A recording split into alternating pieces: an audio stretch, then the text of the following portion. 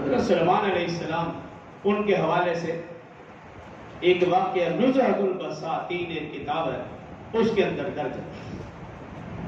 کہ حضرت سلیمان علیہ السلام سمندر کے قریب سے گزر رہے تھے، ایک چیونٹی پر نظر پڑی، ان کے منہ میں سبز پتی، اور کیا دیکھتے ہیں کہ ایک مینڈک پانی میں اوپر آیا، وہ چیونٹی اس مینڈک پر سوار ہوئی، مینڈک نے غوطہ لگایا اور کچھ دیر کے بعد واپس چیونٹی نیچے اتری۔ سلیمان علیہ السلام چونکہ وہ چرند پرند ہر چیز کی بولی جانتے تھے، سمجھتے تھے، گفتگو کرتے، قرآن کے 19ویں پارے میں سورۃ النمل ہے، نمل کا مطلب چیونٹی، پورے واقعات درج ہے کہ بھی آپ اس کی تفسیر پڑھیں، واقعات پڑھیں تو انشاءاللہ اس کا مزہ آئے گا۔ تو چیونٹی کو بلایا اور پوچھا بھی کیا ماجرا ہے؟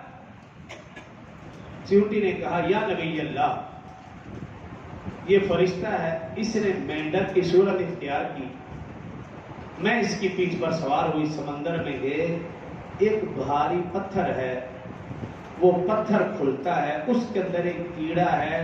اس کیڑے کے منہ میں وہ سبز پتی دینے کی اللہ نے روزانہ دن میں 2 دفعہ میری اور اس فرشتے کی ڈیوٹی لگا رکھی ہے، روزانہ ہم اسے رزق پہنچاتے ہیں، اور اس سے اگلی بات سننے کے قابل ہے۔ اس چیونٹی نے عرض کی یا نبی اللہ، وہ کیڑا روزانہ ایک بات کرتا ہے، ایک تو یہ کہ وہ اللہ کا شکر ادا کرتا ہے، یا اللہ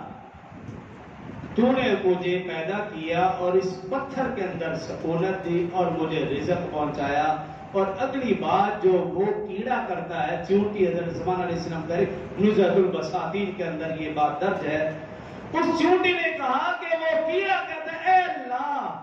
جس طرح تو نے مجھے رزق کے معاملے میں اس سمندر کی گہرائی میں فراموش نہیں کیا، اے اللہ تو امت محمدیہ کو بھی رزق کے معاملے میں کبھی فراموش نہ کرنا۔